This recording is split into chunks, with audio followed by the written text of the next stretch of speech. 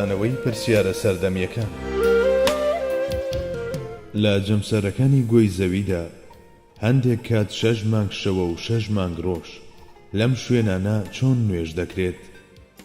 نازانم داخۆ ئەو کەسانەی ئەم جۆرە پرسیارانە دەکەن مەبەستیان پرسیارەکەیە یان نا، چونکە هەتا ئێستا چی ئەم پرسیارە کرابێت هەر لەلایەن ئەو بێباوەڕانەوە کراوە کە بانگەشەی هەمەلایەنگیربوونی ئیسلام دەکەن. هەمیشە ویستویانە بڵێن باشە ئێوە کە دەڵێن ئیسلام ئاینێکی هەمەلایەنگیرە، لەو شوێنانەدا کە 6 مانگ ڕۆژە و 6 مانگ شەوە نوێژ چۆن دەکرێت و ڕۆژ و چۆن دەگیرێت؟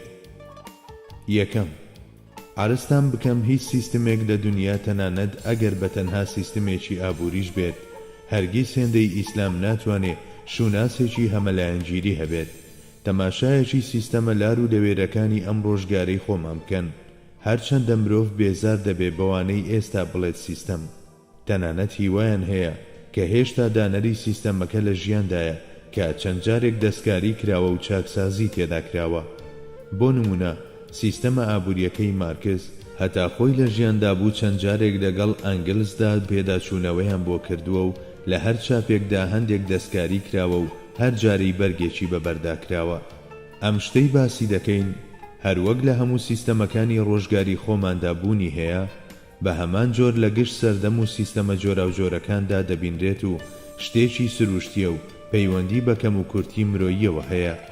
پێویستە ئەوەش بڵێم من نامەوێت لێرەدا بەم بەراوردە مەسەلەکەدا بپۆشم و بەکەم تەماشای بکەم، بەڵام چونکە هەندێکان ڕێباز و مەشرەبیان بووەتە دیالەکتیک و دەمەقاڵێ، ئێمەش ناچار دەبین بۆ ساتێک دابەزینە ئاستی ئەوان و وەکو منداڵێک مامەڵەیان لەگەڵدا بکەین. دووەم، باشە لە سەدا چەندی دنیا لەم شوێنانەدا دەژی هەتا بەهۆی حاڵەتی تایبەتی ئەوانەوە ئاینێکی وەها هەمەلایەنگیر ڕەخنەی لێ بگیرێت. ئەوانەی لەو مەملەکەتی شەختە و تاریچێ دەژین لە سەدا چەندی دانیشتوانی دنیا پێک دەهێنن، پێدەچێت کەمتر لە 1 بێت لە ملیۆنێکدا. کەوایە ئایا پێشگوێخستنی هەموو جێگاکانی دیکەی گۆی زەوی و سەرجەمی مرۆڤایەتی و کردنی 3-4 کەسی دوور لە شارستانی بە هەڵاوێر بۆ یاسا و ڕێساکان و پاشان هەوڵدان بۆ وروژاندنی گومان لەم ڕێگەیەوە لەگەڵ ڕازگۆیی و زانستی بووندا یەک دەگرێتەوە؟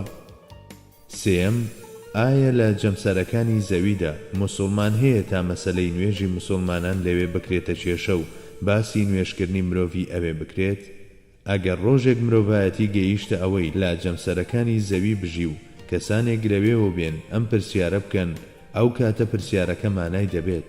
ئەجینا لە ئێستادا ئەم پرسیارە تەنها بە شتێکی هەڵبەسترا و بە ئامانجی هاویشتنی گومان بۆ ناو دڵە بێتاوانەکان دەبینین.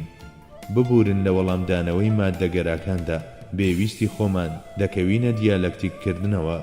ئێستاش با بە کورتی لەسەر ئەوە بوەستین کە ئایا ئیسلام باسی بابەتێکی وەهای کردووە یان نا. گومان لەوەدا نییە ئەو ئاینی ئیسلامەی کە لە هیچ شوێنێکدا بچووکترین کەلێنی بەجێ نەهێشتووە ئەم بابەتەشی فەرامۆش نەکردووە. بەڵێ، ئەم بابەتە بە بۆنەی ڕووداوێکەوە هەر لە سەردەمەکانی سەرەتادا بە جوانی ڕوون کراوەتەوە. لە سەحیحی ئیمامی موسلیم و لە مەسنەدی ئەحمەدی کوڕی حەنبەلدا ئەم حاڵەتە دەبینین. پێغەمبەرمان صلی الله علیه وسلم دەفەرمێت ئەو کاتەی خەڵک لە دین وەرگەڕا دەجال دەردەکەوێت. لە ڕیوایەتێکی دیکەدا دەفەرمێت دەجال لە ڕۆژهەڵاتەوە دەردەکەوێت و لە 40 ڕۆژدا هەموو دنیا دەگەڕێت.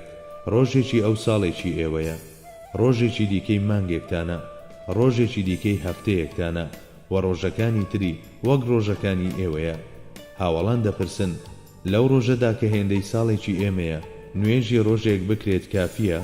دەفەرمێت نەخێر، دەبێت ئەو کات بیخەمڵێن و بیژمێرن، واتە ئەو مانگەی کە بە تەنها شەوە یان ڕۆژە دابەشی 24 کاتژمێری بکەن و بەو شێوەیە عیبادەت بکەن. کاتێگەم بابەتە گەیشتوتە دەستی فیقەهزانەکانی دینیش وەها ڕوونیان کردوێتەوە کە هیچ بوارێک بۆ هەڵە تێگەیشتن نەماوەتەوە. هەر لە کتێبی ئیلامی ئیمام شافعیەوە بیگرن تا کتێبە کۆنەکانی مەزهەبی حەنەفی و تا حاشیەی تەحتاوی هەمویان لەسەر ئەم بابەتە وەستاون و ڕوونیان کردوێتەوە. ئەم بابەتە لەو بەرگانەدا بەرچاو دەکەوێت کە بابەتی کاتەکان و هۆکاری نوێژەکان باز دەکرێت. ئێمە لێرەدا تەنها ئەوەندەی لێ دەخینە ڕوو کە پەیوەندی بە بابەتە سەرەکیەکەوە هەیە. کاتەکان هۆکاری نوێژەکان ئەگەر کاتی نوێژێک نەهات ئەو نوێژە فەرز نابێت. بۆ نمونە ئەگەر لە شوێنێک کاتی نوێژی خەوتنان نێت لەوێ نوێژی خەوتنان فەرز نابێت، بەڵام ئەمە بۆ ئەو شوێنانەیە کە تەنها یەک تاق لە تاقەکان دروست نابێت.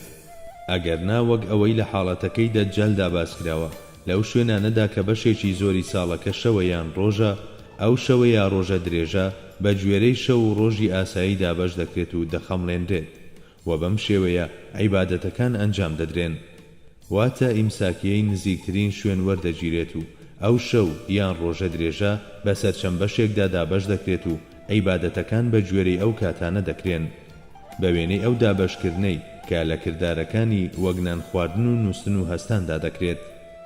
بەڵێ لەو شوێنانەدا کە چەند مانگێک خۆر هەڵنایەت یاخود ئاوا نابێت، چۆن لارەمل بەرامبەر یاساکانی سروش دەوەستین و خۆمان دەگونجێنین. دەبێت لە پەرستشەکانی چەشنی نوێژ و ڕۆژ و حەجیشدا بە هەمان شێوە هاوسەنگی لەگەڵ ژیانی ڕۆژانەدا بپارێزین.